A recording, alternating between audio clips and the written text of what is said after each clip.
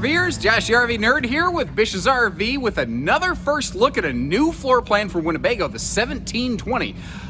They've had a number of these no slide, no bunk, small campers for like a solo or a couple or like one person and a dog or like something like that. You get the idea. Cat campers, iguanas, parakeets, whatever thing you happen to have with you, even if it's a significant other. They're usually the most difficult kind of animal to raise. Have you ever noticed that? At least that's how my wife describes me, and I don't even take offense to that. I think that's fair. This thing comes in, it is small, it is tight, it's very cozy, you could say, but it's a tandem axle, easy towing narrow body camper on torsion axles and Goodyear Wrangler tires, so something with awesome rubber meets the road and a great suspension for towing and going that's not wider than like a mid-sized tow package pickup and has a GVW maximum weight of only 5,000 pounds with tandem axles. That opens us up to the capacity to be towed by so many vehicles that normally do not have a tandem axle option out there. So if you're one of those people like, man, I really like those small campers, but they're always on a single axle and I'm worried about a tire blowout and how that may affect my safety, this is the workaround. This is the answer right here. And what's nice is you're not really sacrificing because Winnebago is packing a lot of premium punch into this small package right here. 10 pounds of sugar in a 5-pound sack. Like we've got double Asdale walls, 200 watts of factory solar. The underbelly is enclosed. It is forced air heated, radiant barrier, holding tank heaters. All the things they do on their big RVs, they've got all wrapped up into one small little package on here. But that's the thing. This RV's greatest asset is its greatest liability. You hear me say that all the time. Its small stature is going to possibly present some make or break factors like smaller bed, east-west bed, tight bathroom quarters. But again, if what you're looking for is towability and something that's gonna hold up and last for long-term road use, this is it, baby. This one works. Now this thing, it's a tiny camper, so this video is going to be like my underwear. It's going to be a little brief.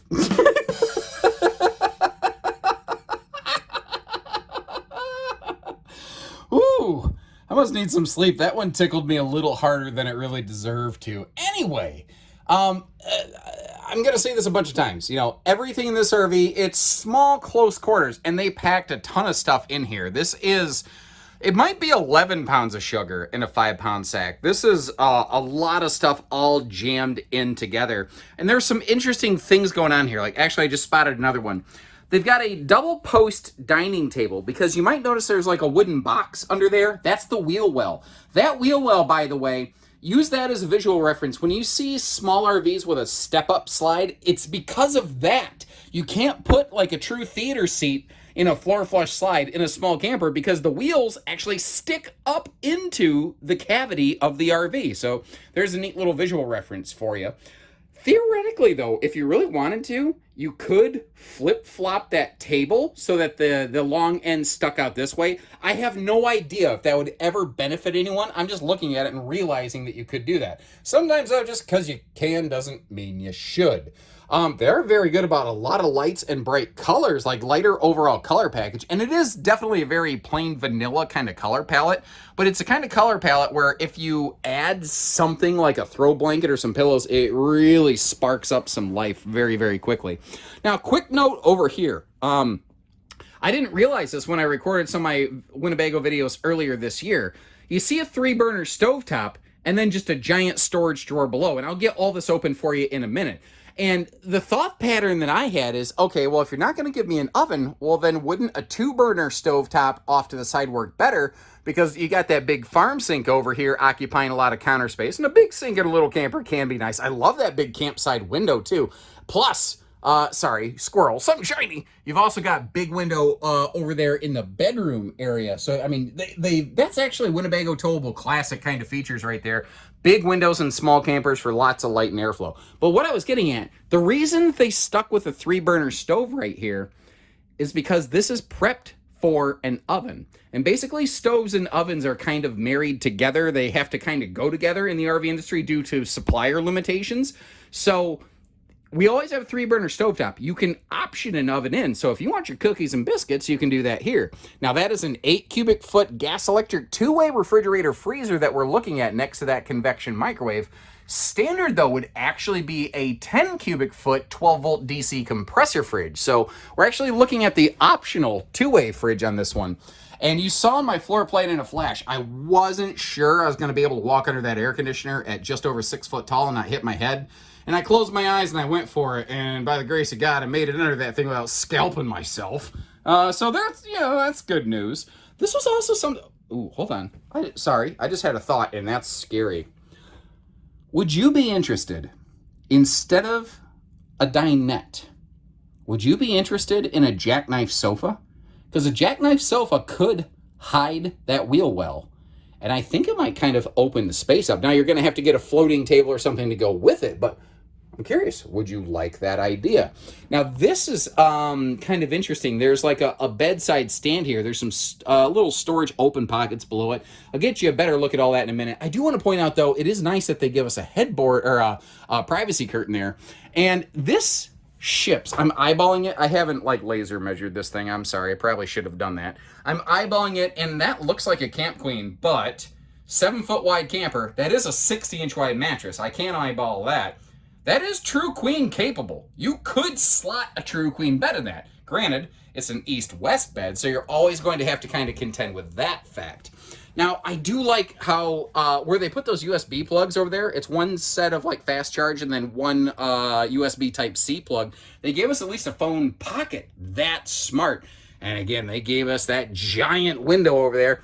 They couldn't put matchy-match windows on, technical term, because of the fact that this has to be a fire escape egress window near a sleeping space. That's just kind of some fire code stuff there. We're getting a nice look at the Toyota lift truck over there. Apparently, factory driver parked it, right next to where we're recording. But that's not a big deal. I don't care. I'm in their space. I'm not going to expect them to work around me. I'm in their house.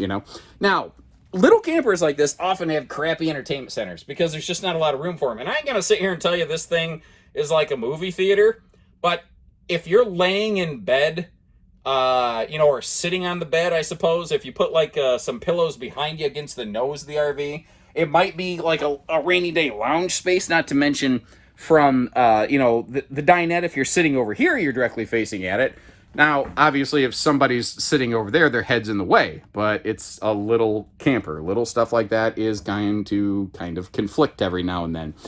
Some household outlets hiding behind that light on that overhead cabinet right there also. And there is a wireless phone charge pad down there below that TV. You may notice the TV is not like magically eyeball following us. It's, on a pivot, and I have it kind of half cranked out a little bit there. The countertops are all a sealed edge pressed membrane, by the way. And over here, you know what? I think it's time we start cracking everything open and taking a look at all the storage space, because this is surprising. For such a small trailer, they really packed some good storage in here. Now, that countertop extension, I think, really comes in handy in this floor plan. And I've always wondered, why more manufacturers don't do that in front of the door. Is it a fire code thing? And now that I've seen it, it makes me think it's just more of a, pinching pennies kind of thing. Because obviously Winnebago was able to put a folding counter extension right here, and it kind of makes me wish more small campers and more brands were doing that. Now, this doesn't really have any hanging closet space. That'll be one of those things that you'll want to kind of contend with. That might be an important factor for you. And then some people go, dude, I don't go camping to wear Uncle Gary's sundresses. I'm wearing t-shirt and shorts. I totally respect that. I'm a t-shirt and shorts kind of camper myself. Crocs, socks, and undies, baby. I don't even own Crocs. I just like saying that. By the way, up top here, that is a power vent fan. It is a simple 4-inch fart fan. Part of the reason that is there, though, is because if you notice, with that giant window, they did not have room for a stovetop vent hood, so that little fan is helping exhaust some heat out of here.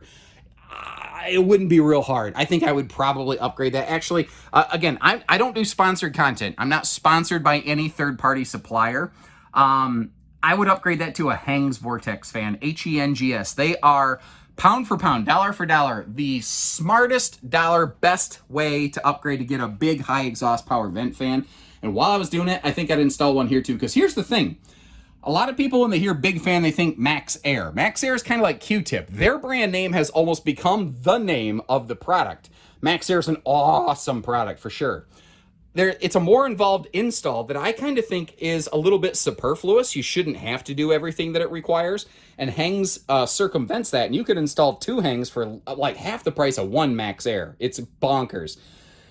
Now, this is yet another space where small RV, small space, it is tight like a tiger around that toilet, baby. And unfortunately, with the location of the toilet, you are most certainly not toilet TV certified. But, you know, we all have to make little accommodations sometimes. In terms of headroom in the shower, similar to the toilet, it's limited. There ain't a whole lot of it. But one of the things they did that I hope to see more of, if you look over here, there's this funky little thing on the forward bathroom wall. They included almost like a truck camper style folding sink. So the bathroom has, if you want it, its own dedicated sink. You know what else I thought might be cool about that? You could flip that sink out and basically use it to like hold your body wash and your shampoo and your loofah or whatever you bring with you, stuff like that. So that when you're in the shower, you don't got to bend over and bonk your head on the walls to grab stuff. Now, normally, I would show you the RV in road mode, but with no slides, maybe this one's good to go. And once again, as we step outside here, I think the towability factors are one of the greatest aspects of this RV. Like, you know, we spent a lot of time inside in the floor plan, but the fact is, this thing has the weight categories of a single axle camper with a little bit of extra length and tandem axles. Now, using lighter weight materials like a lot of aluminum, lamination, and double Asdale walls, they're able to offset a lot of that weight. Because this thing, you know, it has a 5,000 pound GVW, but it's still offering a little over around 1,200 pounds of cargo carrying capacity. You can actually put decent cargo in this little trailer, because the thing is, they actually gave us pretty decent storage capacity on the inside. Not to mention, when we get down here, one of the unsung benefits of an east-west bed is it can allow for a massive pass-through compartment, and Winnebago totally flexed on this one. You've got that 30 amp charge controller over there on the right. The black box above is prep for tire pressure monitoring, which is an easy thing to be able to slap onto here. Now, over there, the baggage doors are 2 different sizes, but that over there is what most RVs would consider a big baggage door. And notice how the battery disconnect is mounted nice and high away from shifting cargo. I was actually a little bit baffled recently. I went through a new Winnebago Voyage travel trailer, which is their biggest, highest end trailer, and they had that battery disconnect right down by the floor where shifting cargo could get to it. Obviously, here in the Micro Mini series, they paid attention to that little feature or whatever. Now, right behind the baggage compartment are a pair of switches. These are individual switches for each of your power corner jacks. There's another pair on the other side. That's something I think is very cool. It's 4 corner power stabilizers, but they're not on a scissor system. They each operate independently, and you see that hex nut right on the end of it. If for some reason you don't have power and need to manually override, it's right there. It's readily available. It's simple and easy. Now, if you're really looking at this, you might notice these are running on a different chassis. Winnebago does not run on an LCI I-beam chassis, a Lippert chassis, if you didn't know. LCIs, Lippert components, blah, blah, blah. Although I don't think their last name is blah, blah, blah. You notice it's not an I-beam, though. It's actually a Z-frame. It's made with higher strength, low alloy steel. It is thinner, lighter, stronger. It's one of the reasons they're able to offset that tandem max weight, because the second axle adds a lot of hardware. The second axle adds a lot of weight. But if you get right down there and you get up nosy close to it, you might notice this does not run on leaf spring suspension, which is another very unusual thing to find in small campers like this. Most of the time, you find leaf spring suspensions. This is a 4-wheel, not truly independent, pseudo-independent torsion system, and they're riding on Goodyear Wrangler tires. Now, the aggressive tire tread mostly just looks cool. It's not like, well, it'll help keep the trailer tires from spinning out in the mud. Like, obviously, that's not a thing.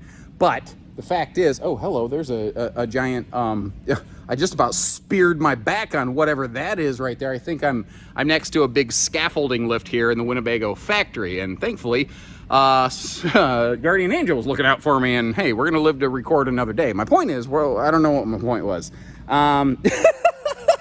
I almost died and I got distracted. There's also a galvanized steel wheel well liner above that. Now notice down there, you've got a that 2-inch receiver hitch and a bumper. This uses basically this is a full aluminum frame. You've got laminated double Asdel layered walls, so Asdel on the outside and inside of the wall. You've got aluminum roof trusses, aluminum floor joists, plywood floor decking, and 3/8 OSB roof decking that is going to be perfectly walkable. You actually, I tell you what, here, let me kind of rehash some footage and give you my my little peek at the solar package that we saw here earlier. It's 200 watts of factory solar by default. With a 30 amp charge controller though, you should be able to do some expansion on that depending on what all exactly you want to do. The underbelly, this is enclosed. It is forced air heated. There is a radiant barrier running through the belly. It does have holding tank heaters. So, I mean, there's all the big RV features they've wrapped in this small package. Now, these are UV tinted windows, but I'm getting an opportunity to demonstrate something I don't usually get to do just due to limited power constraints. And that is that if it's at night and you're running your lights on the inside of the RV, people are going to be able to see in your RV if you don't pull the shades down. Now, if you are interested in putting on a free show, well, then that's just gonna work out great for you, gosh darn it. But if you're like me, and you don't even wanna see what you look like getting out of the shower if you catch a glimpse of yourself in the mirror, like I have to practically shower in the dark so I don't scare myself when I get out of that thing, because I'm like, oh God, fat, ugly, gross man. You know, anyway, I'm always afraid that there's some other dude in the bathroom with me. Never mind, you know what? I think that's enough glimpse into my life for the day. Now, if you like kind of the features you're seeing, but like, yeah, it's just too tight, I need more room, take a look at the 2108 series. They make one with twin to king vertical beds, a Murphy bed, or just a fixed front bed. They make a variety of models that'll also have a bigger rear bathroom as well, since they can kind of space things out a little bit differently. They're a little bit bigger, a little heavier, more expensive. You know, they're going to change your tow vehicle potentially, but they make a variety of things. Now, this is an interesting little in-betweener. Normally I like to leave you links for something similar. There ain't a whole lot similar out there. There's not a lot in the way of narrow body, tandem axle, no slide models, especially with a 5,000 pound GVW. That's single axle weight ratings with tandem axle peace of mind.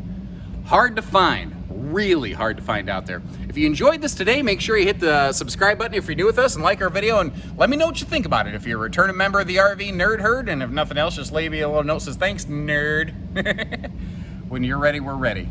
Take care, stay safe, have fun, and happy camping, everyone.